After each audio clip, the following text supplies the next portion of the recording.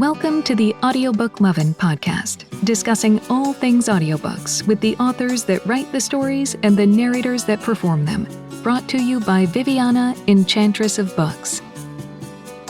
Hi, everyone, and welcome to the Audiobook Lovin Podcast. Today, I am chatting with narrator Stephanie Rose. Stephanie, welcome to the Audiobook Lovin Podcast. How are you doing today? Thank you very much for welcoming me. I'm so good. I'm so happy to be here. I've been looking at your former guests, and I'm just so honored to be included and so happy. Thanks. Yeah, hopefully you enjoyed those episodes. Yes, I did. Good. I always have that mindset that I'm like, no one's listening, or oh my God, people get bored, or they're not wanting to hear my voice and just want to listen to you guys. But that's always the imposter syndrome in us all, I guess. So I agree. And I think this is a very fascinating topic. I mean, obviously it's, what we love and what we do, but I think it's really interesting. And I think it's really cool to get to hear other people's processes. Mm-hmm. Yeah, perfect. Why don't we start by having you tell us a little bit about yourself, how long you've been narrating, and how you got started. Okay. Well, my name for romance novels is Stephanie Rose. I have another name for other things. But like I was telling you, I have little kids, so this is my romance name. I was looking it up to try to be prepared, and I saw that my first published romance novel under Stephanie Knows was Stephanie Knows. That's good. I'm going to change it now to Stephanie Knows. That's going to be my third name. It's going to be only comedy. Stephanie Rose was 2014. Wow. Which was, a little while ago, and been doing it ever since. And how I got started. I was am an actor, and I was at a party. See, this was a long time ago. 2014 was a long time ago. And audiobooks were not really that big of a deal back then, at least not, in the circles that I was in. And an actor friend of mine said, "Oh, I've been narrating audiobooks." And I said, "What are you talking about? How do I do that?" And he showed me how to sign up for ACX. And I did. And the first book I ever narrated, I was in my friend's closet using a podcasting mic. And I made about 1 million mistakes. And, I loved it. And I kept going and kept learning and getting more gear and getting more stuff. And here we are. So having you started back then and now with all these many years and so many books in between, how has the process of prepping a book and even starting the whole narration changed for you? It's changed so much. I mean, there's so much to learn. And I think at the time that I was coming in to audiobooks, there really was not a lot of resources. The biggest resource that I found when I was new back then was the SAG-AFTRA Audiobook Steering Committee meetings. We would meet like quarterly, I think. And that was where I was able to talk with other narrators. I was able to find out what publishers there were and who I should even try to submit to. They would talk about their equipment or, their booths. And that's where I got a lot of my information back then. And maybe I think there might've been like a Facebook group or two, but there wasn't the huge amount of resources that there is today, at least not that I was aware of back then. So today there's the Audiobook Publishers Association has so many resources. They have a beautiful mentorship program that I just completed, working with a mentee for my first time, which was so rewarding. There's so many amazing narrators who are giving classes and coaching, and, they have basically like their own school. There's a huge community, I think, on social media of narrators who are coming up and helping each other. So it's a lot different today. I think if somebody's coming in today, there's a lot more opportunity to meet people and to learn more quicker. Yeah, it's a great community where, because there's always so much work for everybody, there isn't that bit of that competition that could be in any other job as far as skill sets goes. And I've even I remember when I was looking into getting a mic, when I wanted to do this more, frequently versus just a monthly series, I'm like, so Gary, you who love mics, Mr. Gary Furlong. And so I asked him for some help, and he gave me a bunch of information and ended up getting one from there. So there's a lot of cool stuff out there. That is such a great point that you bring up, though, about the non-competition, because as actors, and I think a lot of us start as actors, it's a very different way to approach the work. I think we've been spending a long time being worried that someone else is going to take our job from us, or, at the audition or whatever the opportunity. And it really doesn't feel that way in audiobooks. I've had several friends ask me for help to get started. And I'm so happy to help them. And they have gotten started. And I have a few friends who've been able to make this into a career. And I'm so happy for them. And you're right. There is enough work to go around. And isn't that a beautiful place to work in? Absolutely. Yeah. Because especially when there's so many different genres and even outside of romance. Right. For those that like the memoirs and the biographies or the cookbooks and the self-help books and the fantasy and the, Star Wars stuff and all this other fun stuff. But even within the romance genre, all the lovely sub genres in there. So many. So many. Yeah, there's something for everybody, including our narrators. So there is. It's so true. And it's funny because, you would think as a romance narrator, oh, you read the same thing every day, but it's not, because like you said, there's so many different subgenres, that everything is a little bit different, and it's really cool. Yeah. Even as listeners, I know that as much as I love and adore many of you, there will come a point where I'm like, not listening to you today, Stephanie, because I've listened to the past 3 books by different authors, all by you. When I change my name to Stephanie Knows, that's when you're going to start listening to me again. I'm going to trick you. You're going to say, this sounds really familiar. Yeah. I will not lie. I think when years ago, there was one that was like that. I'm going, oh, it's another name. I'm going to check it out because I like the genre and everything. And then they start talking and I'm like, fucker. You're like, wait a second. Like, I know that voice. That is so funny. I know. We like to think that we are chameleons, but everybody kind of has a voice print, right? Like a fingerprint. I mean, doesn't the CIA know how to tell like a person by their voice? Isn't that a thing? I've seen detective shows, right? Yes, from what I've seen in NCIS, and yes, some of from our research, watching NCIS, we've learned all the facts and Criminal Minds as well. Of course, Criminal Minds was a big part of my college curriculum. So I think that there is something in our voices, whether it's a cadence or how we say certain things, but also it all depends on how you guys are performing, because you might put on a bit more of a sultry, sexy tone in the romance, and then you're going to be a little bit more, when it's a self-help or memoir or something, you're going to be a little bit more factual. So there's going to be that tone change. And sometimes people can't pick up on that. Not everybody has that definedness in the ear as far as listening either. So yes. That's true. That's true. And I find myself kind of fooled a lot too, just especially with commercials, when you listen to the voiceover person in commercials. My husband is so good at this. He's like, oh, I know who that is. Who is it? And I never know. I could never, ever tell, which is so weird, but some people can just hear it. Oh yeah. I've had to send a note or two to some of my narrator friends now. And I'm like, did I just listen to you do like a Disney commercial? Were you right? In one case, yes, I was. Oh, that's good. And another case, it was in Spanish, because I thought it was Sebastian Leon, and like, was that you? And he's like, no, that's not me, but damn, that's close. I'm like, okay. So because again, the cadence and how things are recorded also, and also even the speakers on our end make you guys sound a little different. So that's true. See, all the nuances. This is why you're going to be a good detective when you join NCIS. Well, considering sometimes I know where the bodies are, I might go more into the criminal mind unit. Criminal minds. Right. Yeah. The cold cases. You should be in cold cases. You like dig up all the. Well, there are some times when listeners and readers will bust out with, I read this book many years ago, and there was a heroine that was doing this, and this, and the hero was blah, blah, blah, but I can't remember the name of the book. And they'll post it somewhere, and that's when we're like, all right, people, let's go. Oh my gosh, that's tricky. That's like a puzzle.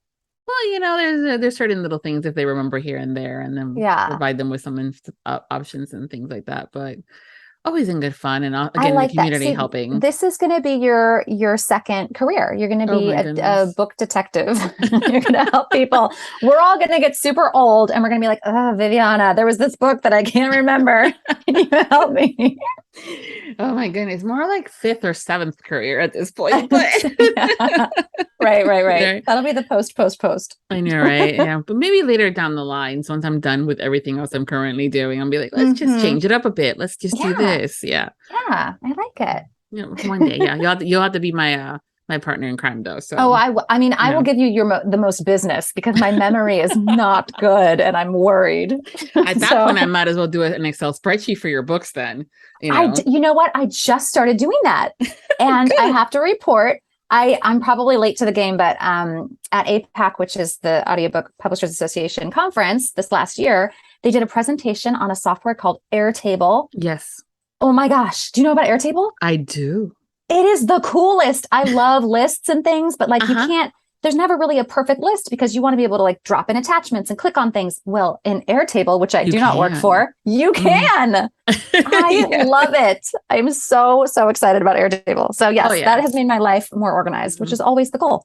Absolutely. Yeah. And as a girl that loves Excel for the list, abilities and being able to color code and schedule things and things like that, when I discovered Airtable, I was like, oh, I know. Where has it been? I know. Because it was always a pain to add a graphic of the book cover to that Excel spreadsheet or adding something that was a document attached to it. So everything can be in one place. For those that are going, what the fuck are they talking about? Like, talk about audiobooks. What's wrong with this? We're getting there. This podcast is broken. I know. But for those of you guys that like to keep track of the books that you've read. Yeah, it's true. And don't want to use Goodreads or anything else, I highly suggest creating and going to Airtable. They have free accounts that you can use. And it is very basic where you can upload the photo of the book cover, the graphic of it, and then you can do a column and so on and so forth and keep track of the books that you've been listening to and reading, and then do that column for if you reviewed it or not. Hopefully those are all checked out. And that would be the best thing, I think, out there currently for keeping track of the books that you're listening to. So there is a rhyme and a reason for a conversation on Airtable. So I agree. And we are going to be getting our checks in the mail from Airtable. I'm just going to expect it. Right? To my house. You're welcome, Airtable. You're welcome. That's right. Wow, there's an influx of people using Airtable now. I know, right? Trace it back to this. I know. Yeah. It's so when you're constantly talking, I know that when I've done a lot of these podcasts and chatting with you guys, or when we go to conferences, the voice gets tired. Oh, it does. Yes. Before getting into the booth, do you do any sort of, exercising the vocal cords or any sort of routines to kind of get you going in the day before you get into that magical box of yours? The magical box with only one window, but it's good that there's a window. It's a hot box right now. Ooh, summer. I do. It depends on the season. I found out because I went to an ENT a few years ago thinking I had hemorrhage. I had been losing my voice every day. And I thought my career was over. I was in tears when I went to the ENT. I was like, you don't understand. This is my job. And I found out that I have terrible allergies and that my allergies were creating this postnasal drip. This is getting really sexy here. That was making me lose my voice every single day. It was the craziest thing.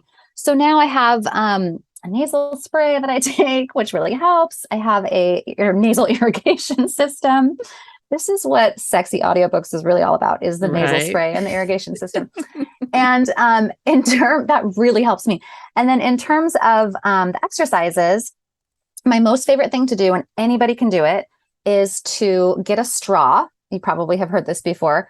Not like a smoothie straw, but like a regular straw, the kind they don't make anymore because it hurts all the animals. But, you probably still have one. You can do it with a paper one, I'm sure. And to hum the national anthem in a straw. Oh.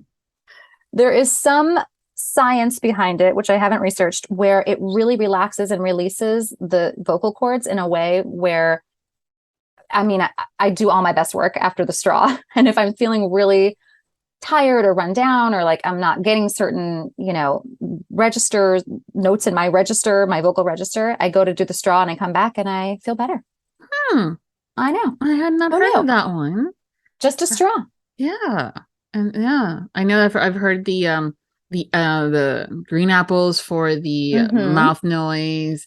Yes. Rob, introduced me to lemons and limes of sorts for getting some of that stuff out there too, and reducing it as well. And but I did not know about the straw. So good. Yeah, the straw is a big deal in my booth, my hot booth. Yeah, along with the ice packs, I'm sure. With ice packs. Oh my God. Yeah, the sexy side of narration that no one discusses except for here on the podcast. No, it's so funny because whenever female narrators get together, that's all we talk about, I feel like, is like how hot it is in our booths. We're always like, trying to, Yeah, the guys are wave doing some it air. too. The guys are doing it too. I was I'm talking sure to a they friend are. of mine, and he's like, "Oh, good, you just caught me on a break. I was switching the pads around." And I'm like, "What are you doing?" The pads. And I'm like, "What are you doing?" And he goes, "The ice packs." I'm like, "Oh, oh." I'm like, "Okay, that makes sense." So I mean, See, I haven't gone that far yet. I think I need to start bringing in ice packs. Yeah. Yeah, that's my next move. Thank you. See, Yeah. we're learning a lot today. Yeah. This is a very educational podcast, just so you know. This really should be on a curriculum somewhere. Right. Narrating 101. 101. So you want to be a narrator. Yep. Yep. You were talking about your range. Oh, and yes. that's the other thing too, that when it comes down to narrating an audiobook, specifically more so in romance, I think, than anywhere else, because of the variety of characters and everything else that we are falling in love with as if we're reading it. But you have to differentiate between all of them if you're the solo narrator, or if you're even doing dual or even duets. How do you go about selecting how the characters are going to sound for your books that you've narrated? This is a very good question. And I think everybody probably has their own kind of system. I think for me, because I have done so many romance novels, I've had to come up with a lot of different types of male characters, which is kind of tricky because, doing a male voice is one thing, but doing 8 male voices in the same book could be something else. And so for me personally, I kind of have my stable of men, which sounds actually like way cooler now that I'm talking about it like that. Let's talk about it like that. I have a stable of men that just live inside my head. This is good. And, there's like the aggressive guy who's like kind of like has maybe like a little bit of a control issue, which could be sexy. There's like the Joker guy who's kind of funny, who's always trying to make everything into a joke. There could be the smart guy who really wants people to know how smart he is. There could be the jock who's really into sports and he kind of talks, like, I don't know, like a muscled guy would talk in my head. There's the guy who has like a fiery temper and everything really sounds really urgent to him. I kind of have this cast of characters that already exists in my head, like we talked about. And so I kind of cast from there. I get a book with, let's say, a wolf pack, because that does happen. And, it's like, okay, this guy is the soft one who's smart in the wolf pack. This guy is the fiery one. This guy is the jokey one. And this guy is the aggressive one. Great. Done. Cast. Nice. Okay. Yeah. I can see where that's very helpful if you're doing a reverse harem as well. It is, especially when you have two male wolf packs fighting with each other, and now they're all upset and talking to each other. You're like, how on earth am I going to differentiate And the all these voices? And the authors love doing that, by the way, either having do. grand dinner parties where everybody and their mother is at the table. Everyone must attend. Yes. Or they just got into a fight scene and everybody's out of breath, but they realize that they have to have a conversation at that point in time. It is true. It is. Yes, it is. It comes up quite a bit. Yeah. More than you might think. Oh, no. I think some of them are now doing that on purpose. Oh, really? Yeah, just to kind of throwing things in there as far as like, let's see if she does this or if they can do that.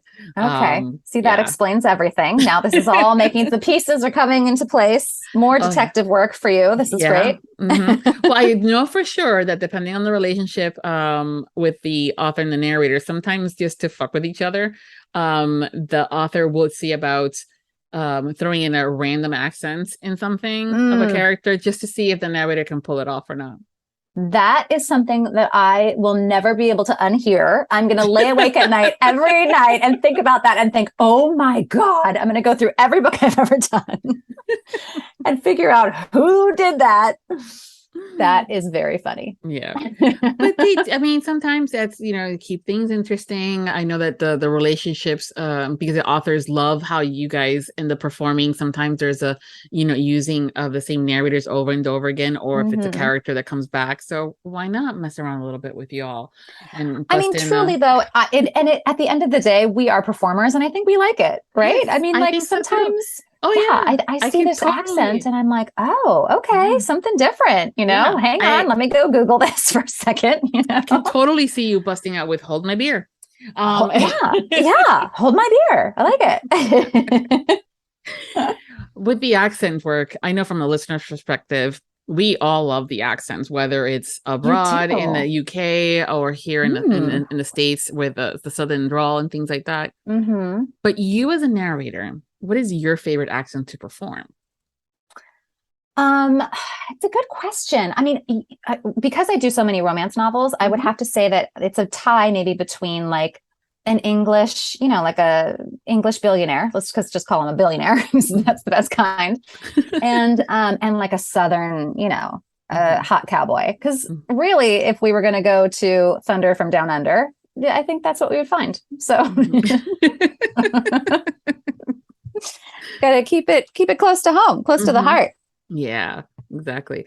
And what about the opposite of like the ones you're going, oh, fuck, no. Yeah. That might be a little bit more for you, either because of one thing or another. Do you have any of those? There are ones that I do that I just can't stop laughing at myself and then I have to stop and go back and I'm like, like it just kills me because I so quickly sound completely insane. And the biggest one I think that is for me, which is going to out me if I ever do it in a book, is Australian, because Australian is just kind of unusual, right? Like it sort of has a bunch of different elements of accents that I'm used to and that I've worked with a lot, but it's also very unique. So I do find myself cracking myself up a lot and having to stop. And those books take longer. Yeah. You also don't want to ever fall into a caricature, Totally. Right. And if I do, that's why I'm like, oh God, stop. Go back. So, and that is tricky. I should get Australian pay. I'm going to start putting that into my contracts. Like if there's an Australian character, that'll be an extra 30 minutes of research. Well, so long as they're not getting so specific in which there is a different dialect in that, segment of where they're from. And I'm going, oh my seriously, gosh. Can we not? That I don't even know what would happen. It would be like a full week of, okay, everyone cancel everything. I'm going to go to a hotel and study this accent for 5 days. When I come back, I'll be able to do it. Yeah, you'll hear me nothing on except for doing that accent on my day-to-day just to practice it more. Right, exactly. That is all I am able to do. No eating, no sleeping. And then, the other thing, I mean, this is my opinion as a narrator who's been working for a long time and as a listener, is that I personally feel like the accents don't need to be perfect, right? Because I think that at the end of the day, I'm listening to someone tell me a story. As long as it's not distracting, like you said, like, oh, crikey, or anything like that. I think it's fine if the accent, especially for a more complicated accent, like if we're talking about Scottish or Irish or, any of the accents that are actually hard to understand when you're a native English speaker and listener and you're listening to someone who's speaking their accent, it can be very hard to understand them. And so I think I have to prioritize telling the story over doing a perfect accent, which then might actually detract from the story. Absolutely. I mean, I'm a sucker for the Irish and the Scottish accents. Me too. I like those too. But I also know that if I was to fly over and have a conversation with a native Scottish or Irish, there might be a lot of like, can we say that slow? Yeah. That takes the whole sexiness out of it. Okay. So it does a little bit. Yeah. No, you're not wrong. I lived in New York for a while and I worked with a bunch of Irish people because I was in bars and restaurants. And it was a little tricky sometimes to be like, huh? Could you repeat that? Yeah. Come again and not in that way. Yeah. Or maybe in that way. Let's see. I don't know. Yeah. Maybe you don't need to talk at all. Yeah. Right. But again, it's one of those where less is more. And as long as we can recognize that it's a Southern accent or it's a, British or a Scottish and stuff like that. But, it's what I also think like there's something to the idea that whoever, let's say it's a first person point of view book, that person's point of view about the accent may be different than somebody else's point of view. So they may be hearing the accent as thicker because it's so foreign and weird to them, while another character might not be hearing it as, thick at all, or might be hearing it as more subtle because they're more educated or they're more used to it, or, so I think there's like a little bit of wiggle room and what's the word? Like just variations and how you can interpret some of that stuff. But interesting enough, I use that same example as far as the listening and who's speaking versus who's doing the listening in the characters. The same way when it comes down to those secondary characters where the best friend is really excited about something. So they're talking really, really fast and stuff like that. And that's the only way that you've seen that best friend. But when he is the lead character in book 5, he's not going to be talking like that the entire fucking time. Totally. I mean, you're spot on. And especially with doing men's voices, because I think that my heroine always hears the male voice as, you know, sexy and kind of calm and like, you know, enticing. And that male character may have been, you know, the aggressive one from book 1. But I'm not going to make him the aggressive one here because now he's in love. now there's a different set of ears listening to this voice, right? Like I really agree with that. And then it helps too sometimes for the listeners to kind of understand that a bit when there is a shift in a narrator or even a shift in how the narrator does the different voices for that series, because they're like, oh, it wasn't the same how it was in the first book. I'm like, but we got him to see him as a BFF that was like cheerleading for the dude. Okay. Right. You know, now he's the hero or the heroine too, like the best friend that's telling her, yes, the girl, don't date him because he's an asshole. And then she was wrong, of course, because they're in love. So come on. So now she's going to sound a little bit different in her book when, you know, she still feels that this other dude's still an asshole. Right. So it happens. I agree. And I think that's maybe like a more mature narrator perspective. I think when I was new, I was very much caught up in like, well, this is exactly how they have to sound and it has to be perfect and it has to match. And I think especially after doing so many series, because one of the great things about being a romance narrator, at least for your job, is that there are so many series. And so when I get a book, I get 6 books, you know. Romance authors are so incredible at their skill. I cannot even begin to imagine how they write so many books. It's really amazing. And I'm just in awe of them. And so after having done so many series, I think I have fallen into more of what you're talking about, which is like, a different perspective on these characters are full characters in their own books, in their own points of view. And it doesn't mean that they can't be secondary characters in other books, but once they have their own book, it's different. But it also helps too when the author tells you, by the way, that super excited, you know, fast-caded speaking dude that pops in chapter 5 and 7 is going to be the hero in book 9. So keep that in mind for your choices. That's true. That's true. And I think as a romance narrator, you're always kind of thinking about that, you know? Especially if you've done it for a while. I think so. Like if I get a one-off, I'm kind of like, hey, wait, what is this? Wait, what series is this in? You know, it's unusual. I think I more often get series. Yeah. So with romance, I like to call it as an umbrella term. And then all the subgenres underneath it, where we have the paranormal and the contemporary and the rom-coms and the sci and the urban fantasy, all this other fun stuff that falls underneath it. Do you have a favorite to narrate? I do. I mean, I have a few favorites. There's so many good ones. I think because I like comedy, you know, I have as you could tell, I keep making jokes. I have a big background in improv comedy and musical improv comedy, and I love the comedy ones. I really do. I think there's something so fun about getting a great love story and also just laughing and giggling the whole way through, you know. I think that's like such a fun combination. So I really, really like that. That's probably my favorite. Although I love the fantasy, I love the paranormal.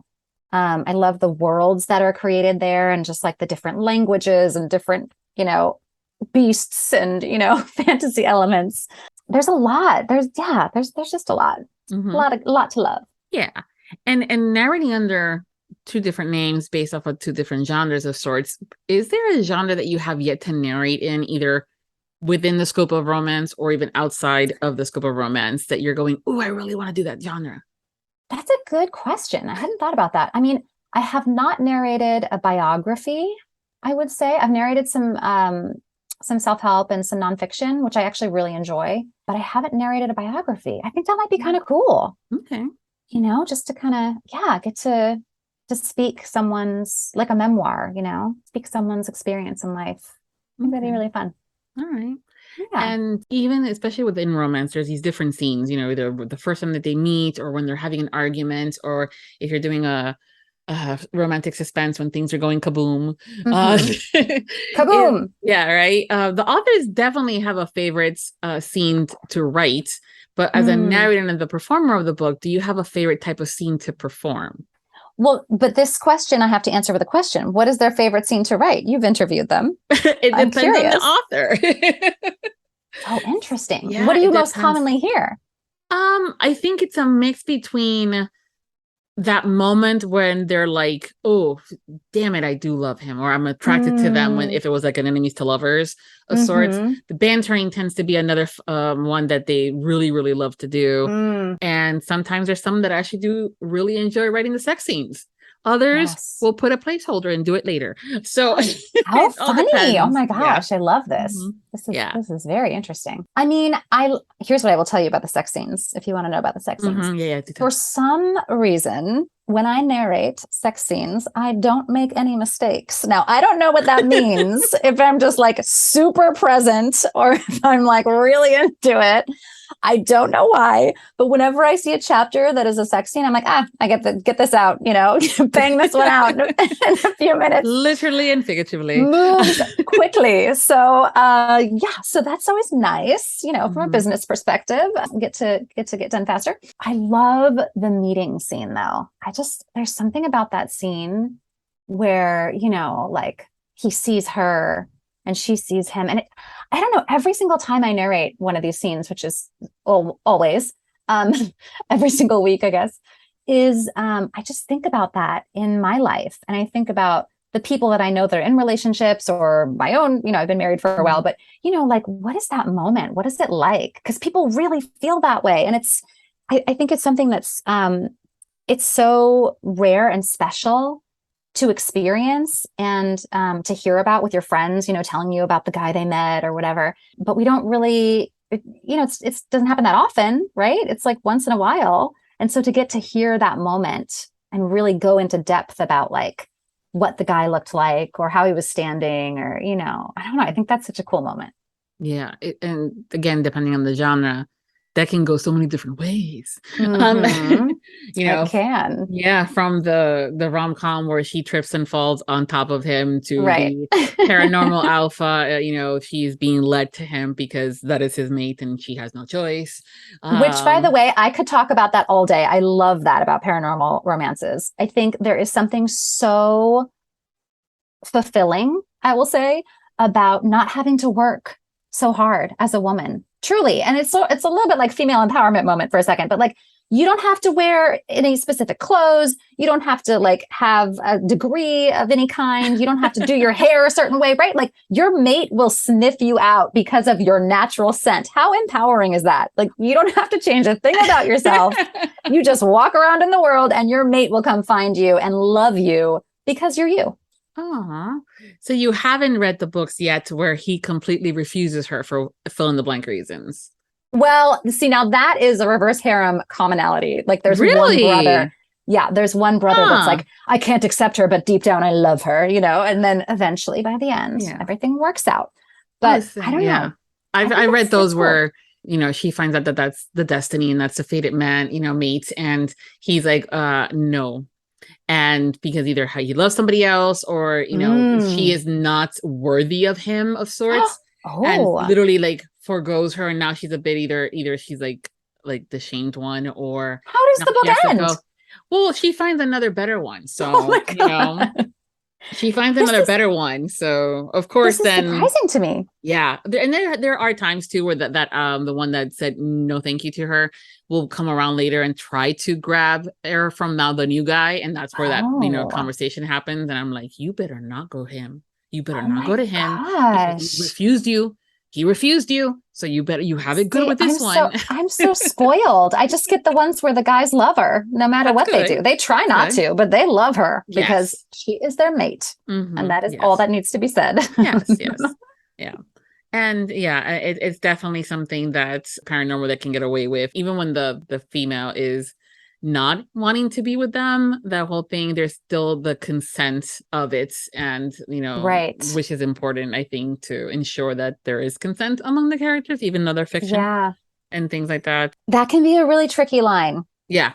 I mean, I know a lot of narrators who have, preferences about what they will or will not narrate. I kind of will read anything because I don't know, maybe it's like coming to it from being an actor first, where it's like you could be the girl, in NCIS who's like dead on the table and you're like, great, thanks. Love the part. Thanks so much. Book me again, Always wanted to do that. Yeah. Always wanted to do that. Yes. Bucket list checked off. But also I think what's been so cool about reading anything is that I have gained a lot of compassion for all of these different types of romance subgenres and stories where there's some questionable elements. And it's helped me to get some understanding for it, which is nice. Yeah. No, I think it's having the conversation, at least having the author or whoever's doing the casting let you guys know that there is either dubious consent, these are the trigger warnings, these are the things like that. So you guys are not caught off guard either, along the lines with the listener and the reader. But yeah, there's a lot of things that there's also why some of you guys have the pseudonyms. Right. It's like, I won't do it under that one, but I'll do it under this one. And it goes from there. But it's a lot of learning. It is. I really am grateful for that part because I was not a romance reader before I became a narrator. And it's been really fascinating. It's been a total education in so many different parts of love stories and just the ways in which I think women want to feel important and they want to feel desired. Yeah, it's been really fascinating. I think it opens up the conversation to not make certain topics taboo. That's true. That's a good point. And also self-exploring, whether it's realizing that they're queer because they just finished reading an LGBTQ plus book, or realizing that they have a kink that they didn't know that was even a kink to begin with because they just finished reading a BDSM one, and or that they like to bake because that recipe in that one book. I love the ones with bake, which, by the way, I forgot to ask you about this, but you have a culinary arts degree? I do, yes. That is the coolest. Yeah, I love cooking and doing. It's like the act of services, I guess, is from a love language perspective. But yeah, so when the character is a baker or a chef or stuff, I'm always like, I always have a little bit more of that moment of sitting up a little straighter to see. I'm like, are they including a recipe? Because that would be kind of fun. Oh, that's so fun. Oh my gosh, I love that. I have aspirations to learn how to cook better, but I think I have a lot of respect for anybody that has a culinary arts degree. You went through it. Like I said, I used to work in restaurants, so I was not on that side of it, but mad respect for you. Oh yeah. It seems stressful. It can be stressful, but also that's also where, even when it comes down to the romance books, I've had a couple where I've read them or listened to them, and the chef's in the kitchen and things are going all over the Mach 5, and who does he think he is coming into my kitchen, thinking that he is the better one, and I'm going, oh no, I do know that feeling. You're like, that's true life, and that happened to me, and this is you took this from my diary, how dare you, but also I love it. Yeah, some of the other stuff has not ever happened in the kitchen, thancefully. That it might happen in some of the books, but that's another conversation for the another podcast. Yeah, audiobook podcast at night. No, at night after hours. Yeah, after hour sessions. Maybe at Allure we'll have a couple of those. Oh, I would love that. Could we please? I would like that a lot. We were talking about the meet cutes and the meeting, stuff like that. We're actually going to be meeting in real person along with a bunch of other authors and narrators over at Allure in September. So that's going to be fun. It's going to be so fun. I hope, it's a brand new conference. It's the first year. I booked my ticket 2 years ago in the pandemic when no one had anywhere to go and we were all desperate to get together. And it's here. I can't believe it's already here. So I cannot wait. Yeah, they've been planning on this for a while. And I think that they were planning on doing it, and then bam, the pandemic first hit, and 2 years later, that's right. There's been more time to plan. And but is this going to be your first event that you go as a signing narrator, or have you gone to other events? Yes, it is. Oh my gosh, I guess it is. That's so fun. Yay, you're going to pop your cherry. I know. Oh, wow. It's going to be a big deal. I'm excited.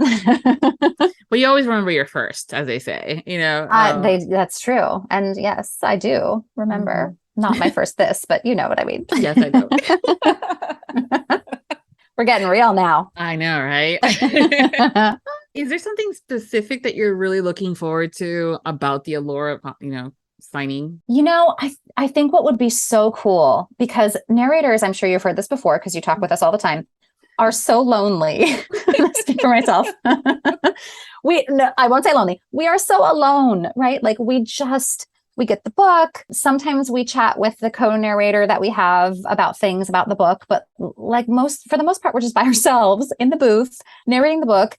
And it would be so amazing to meet a person who liked it, who listened to it.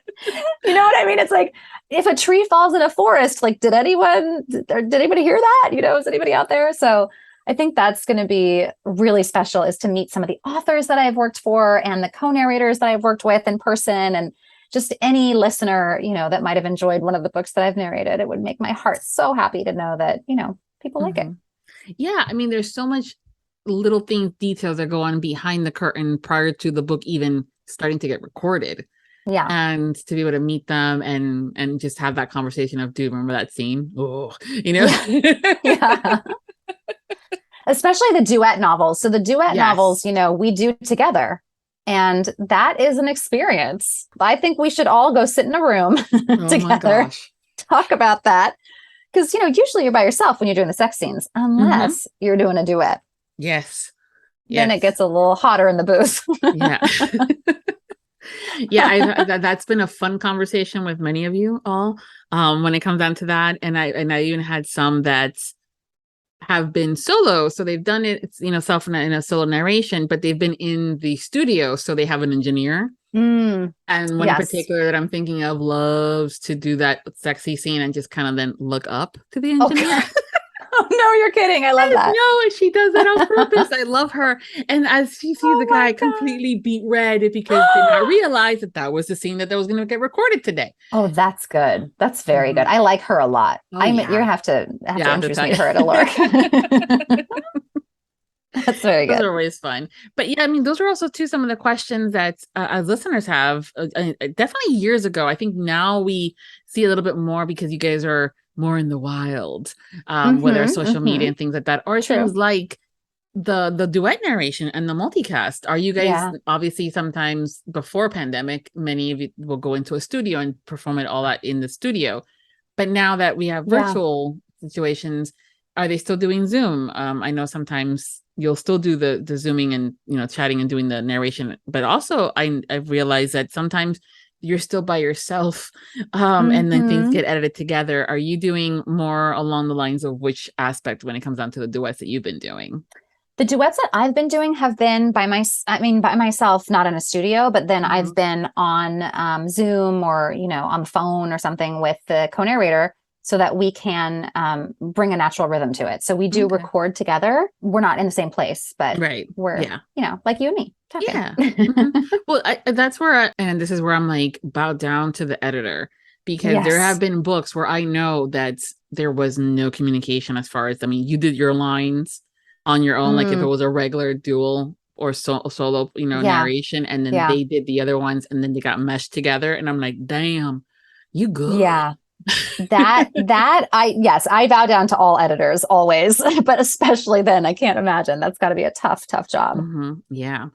So here's a good question for you. Working with words all day long, what's your favorite word? Not your favorite curse word, because that's the second part of this question. How did I not know these questions are going to come up? These would have been good ones to think about. What is my favorite word? What is my favorite word? My gosh. This is a tricky one. I have to think. You know what I love? This is maybe not going to be the right answer. I love the metaphors for heart beating. Like I love all of it. I love like flutter. I love butterflies. I don't know.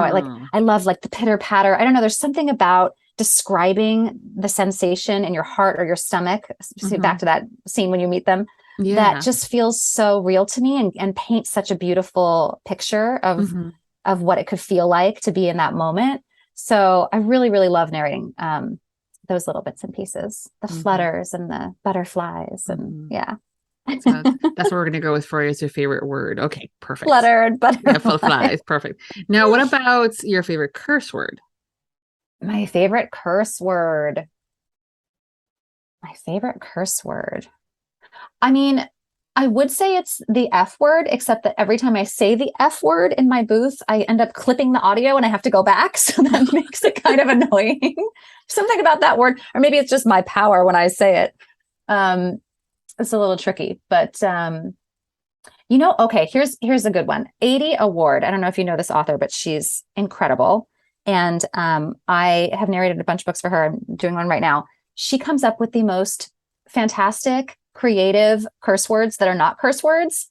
And they just fill my heart with joy. I mean, I wish I had one prepared. I could show it to you, but like, I don't know, like damn goose feathers or something. Like she just has this amazing way of making words sound like they are curse words when they are not. And it makes me so happy. So I love that. Okay. Yeah. I use Carrie Ann Ryan did a series years ago, and it was all about the holiday. So each couple got a holiday and there was a representation of it. And there was one where it's paranormal too. So there was an elf because he was Santa Claus. And he did not curse as traditional you and I would in real world. It was cinnamon sticks and peppermint schnapps. Totally. I was like, cinnamon sticks. Yeah. So. Oh, wait, I can think of one. Dragon Balls. Dragon Balls. Okay. Dragon Balls. Yeah, that's some big stuff there. I think we should start saying Dragon Balls just in general, like often. I think we should just work that into the fabric of our linguistic. Yeah. We should have some couple of that at Allure. We're like, I think we should. Stephanie, can you believe the Dragon Balls on this line? Freaking A. Dragon Balls. I'm late. Dragon Balls. Yes. So when you're not working and in the booth doing all sorts of prep work outside as well, what do you do for fun when you're not working? What do I do for fun? I mean, I have 2 little kids, like I said, so they keep me very busy, just as busy as you could imagine. But I do this weird thing right now. I'm writing musicals.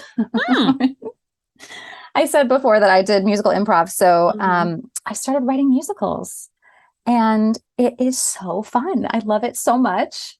It's so weird and different. And the people that write musicals are like kind of crazy and wonderful. And I love kind of being around, crazy, wonderful people. And in fact, I did write a musical. This is like sort of the thing that happens after you narrate 200 romance novels about romance novels. And it's an audiobook musical. And it's called Lustily Ever After, the audiobook musical. And we were nominated for an Audie in 2020. That's awesome. And we got an Earphones Award. I know. It's so cool. So I've just been writing more musicals. Nice. Yeah. That takes a lot of work. It does. Yeah. Especially with all the children. But that one took a while to write, and it's a total like slapstick comedy, ridiculous. I describe it to my romance friends as sitting around the campfire at the end of camp and like making fun of the gym teacher with the whistle, if you love romance, you will get every joke. You will totally be there. You will know exactly what we're talking about. It's super fun. And, but yeah, it's, it takes work, but also it's just so much fun that I think the thing that I didn't used to know about working is that if you're having fun, it actually gives you more energy. Yes. So yeah, it's kind of a trade-off. It's like doing something that you love can kind of psych you up to have more energy to continue on your day. Yeah, it's definitely sometimes when you're really enjoying the work that you're doing, it's a little hard sometimes to categorize it as work. And so you're doing it all the time. And people are like, can you stop working? I'm like, I'm working. I'm sorry. I always thought I was making some graphics. My bad. Right. Because you're like creating. Yeah. It's all creation. It's all creative, right? It's like what we're here to do, I think, is just make things. Yeah. And, especially when after it's done, it gets to be shared with the world and others get to enjoy it. So that's always a good thing. It creates connection. Like the thing you're doing with the podcast and, the narration and the writing musicals, it's like we all really crave, I think, connection with each other. And especially now more than ever, when we've had these 2 years of being apart from everybody, I think we're all really needing to just get to see each other and hear each other and feel like we are connected, and we are all here because we enjoy similar things and love to listen to audiobooks, or love to be entertained, or love to hear about people doing what they love. And, yeah. Well, it's one of those things that for a fact that you have things in common. Even like when we're going to a lore, everybody in a lore has a lot of things in common already. They all love romance. They all love audiobooks. Mm-hmm. They all love the relationship with the authors and the narrators and what we get to see. And then there's these other little subgroups where if they all love the paranormal ones, or they all love this and that. So it's having that commonality with the community building that helps out. So it's always fun. I agree. I'm really looking forward to it. I think it's going to be such a fun event. It is. Yeah. The other thing too that I think it's fun, and so you being more on the musical side of things too, it's going to be a good question. So we always have that one song that it doesn't matter where it plays, whether you're in the car, in your office, or you're at the grocery store in aisle 9 in the freezer section. But when you hear it, there's going to be that moment of either the shimmy shimmy dancing happening, or you're going to start belting it out and singing it. What is that song for you? I mean, I didn't know where you were going with it. So when you started your question, I thought, oh my God, it's going to be the song that like brings me back to my youth and my awkward teenage years, which was I'll Make Love to You by Boyz II Men. So that's how old I am. That song, like when I hear, it's like something happens to my body and I freeze and I go, like I forget where I am. That was a big song.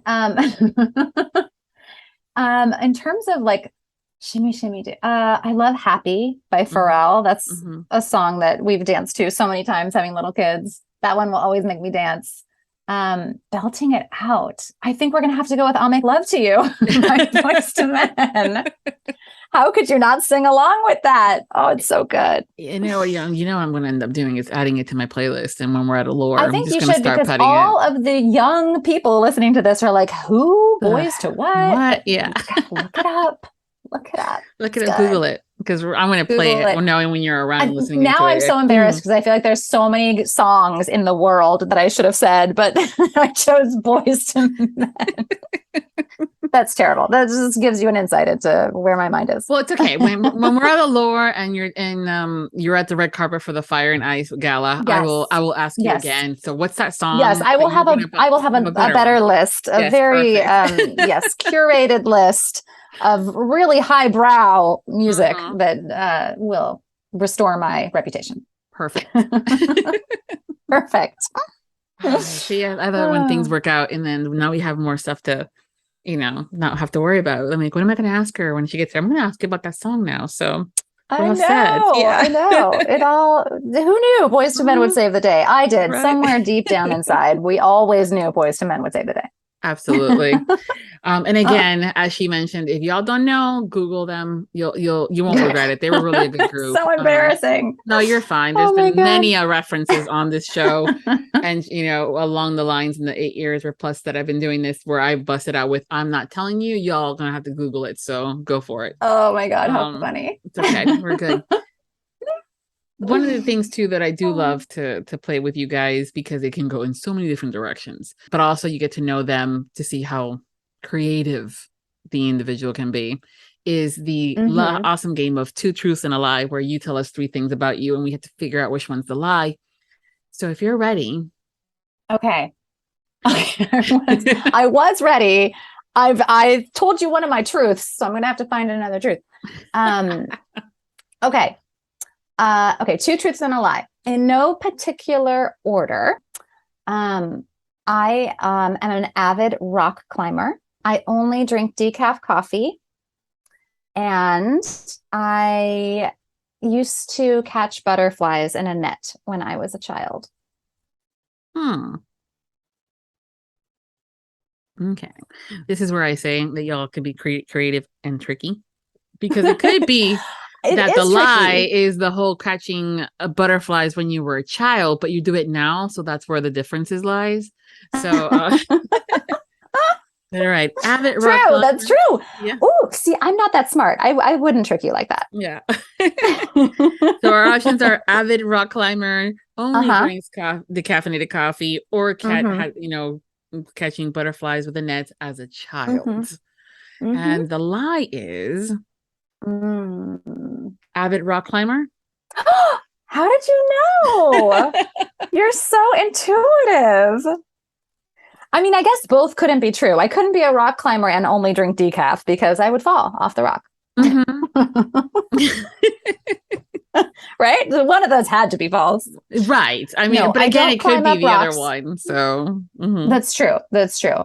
But yes, it feels like a person who drinks decaf would run around and chase butterflies, I guess. I don't know. Gotta get but that. Yes, I don't climb rocks. I don't climb anything. I don't actually understand climbing anything. I'm at the point now where I look at kids on a jungle gym, like climbing up, and I go, what? Like, that's too high. Like, why would you? It would not occur to me to climb. If I walked up to something that was taller than me, I would turn around and walk away. Like, there would just not occur to me to climb it. I don't know. Maybe it's a grown-up thing. Kids are, better at climbing things. Well, they have imagination. They're not climbing, that slide or that thing. They're climbing to save, or they're getting away from the monster and they have to go up the hill. They have motivation. Yes. That's what they have, motivation. Yeah. I have no motivation. I go up to something taller than me, turn and walk away and sit down. It's just no. I then looked to the side to see if I can walk around it before I have to climb it. And then I'll be like, not worth it. Okay. Yeah. And then turn around and sit down with your cup of decaf coffee and no decaf, no. I know that is a weird thing. It's not on purpose. Once I had my first child, I don't know why I thought I couldn't have coffee. Apparently you can, and I didn't. And then I could never go back. Every time I try coffee, I get really weird. So I can't go back. Well, your body gets used to it. But I love decaf. Okay. Yeah. Well, they've gotten a lot better too. I know years ago the decaf was like no. But now they've gotten a lot better with the decaffeinated beverages as a whole, as far as flavor goes. Because before you could tell just by the flavor, and there was no. Could you really? Oh yeah. I don't know if I knew that, because when I was a waitress, I definitely would pour decaf coffee into regular coffee cups if we didn't have any regular coffee, and think, I know it's terrible. I have to atone for my sins. I really have to apologize to all the places that I did that. But you're busy and they want their coffee and you're like, this is fine. So I didn't know they could tell. Yeah, you can. Oh wow! I was lucky then that nobody reported me to the authorities. Absolutely, yeah, absolutely. Like, excuse me, miss. Excuse me. This is decaf. Where's my caffeine? Yeah, need it. Oh my god, that would have been crazy. Well, see I'm sure that's very bad karma. No. I mean, there's way much worse things I'm sure out there that karma's taking care of. Could have been. You have a culinary arts degree. You know what bad things could happen. Oh yeah. Oh yeah. Yeah. The reason why people say don't return things to the kitchen. I don't abide by that, because if I make a mistake, I want you to be happy with your food. But if you're being a bitch and nothing is good, I'm not going to bother with you. I'm going to be like, just refry it. It's kind of like how I am a chef in my own kitchen, and I put down the plate and they're like, did my sister touch this one? And I say, no, she didn't. And then they will eat it. Yep. No, Sometimes you just have to tell the lie. Yeah. Those are chicken nuggets instead of fish. Yes, you're fine. Right. Yeah. My mom did that to us one time. She would make them look like chicken nuggets and would do the whole breading and the frying, and we would eat that stuff up, not knowing any better until we were older. And I'm like, because I don't like fish. And the betrayal. I know. I was like, mother. And she would just smile at me later. Yeah. I'm like, but she's like, you were a kid. You're, that's how I got you to eat the stuff. I'm like, all right. So, gotta do what you gotta do. Yeah. Yeah. Nowadays, it's a glass of wine, and that's how I get my grapes in. There you go. See, we get older, we get wiser. Cut the corners, become more efficient. Yep. I like it. Totally. So before we go, tell us what you're currently working on. What's coming up next for you that you can share? Okay. I have two. I think I can share this. I have one that I know I can share because it's on pre-order, and it is called Sweet Mercy. It's a really cool trilogy, actually, called the Collector Trilogy. I narrate with Aaron Shedlock, who I think you've interviewed before. Yes. And it's just... no, he's the best. It's a very fun book about a girl who's kind of caught up in her mafia family life and an eccentric painter who becomes obsessed with her. I like it. It's a good series. And then there's another one, which is a romantic comedy. I think these are both Podium. And this one is called My Own Best Enemy. It's by Julie Christensen. It's the Apple Valley Love Stories series. And it is, honestly, I have read a lot of funny scripts. This is the funniest one I've ever read. I mean, it is so funny. I just kept laughing. I kept having to stop. Her writing is hysterical. She could write for Saturday Night Live. I think it's so good. And, the story obviously is also very charming and engaging, but the comedy, it's just really... It's a unique thing to find, like I said, a story where you have a great love story and also you're like giggling and chuckling the whole time. And it's just so fun to read and it goes so quickly. And yeah, so those are coming out soon. Nice. Yeah. Yay. And I'm sure there's a couple other ones that you've already recorded that, a certain entity is holding on to them until further notice and will magically appear into our... There are many. Yes. I will give you the list along with my list of my song list. Yes. Post. We'll add it in post. Okay. That's perfect. What they say in the business. Mm-hmm. Yeah. Ship me later the email. Right. Perfect. Well, thank you for sharing those. And thank you again for being here and taking the time to chat with me. It's been so much fun. Oh, it has been so much fun. I just feel like this has been such a joy. Thank you for chatting with me. Thank you. And I'll be seeing you in Allure.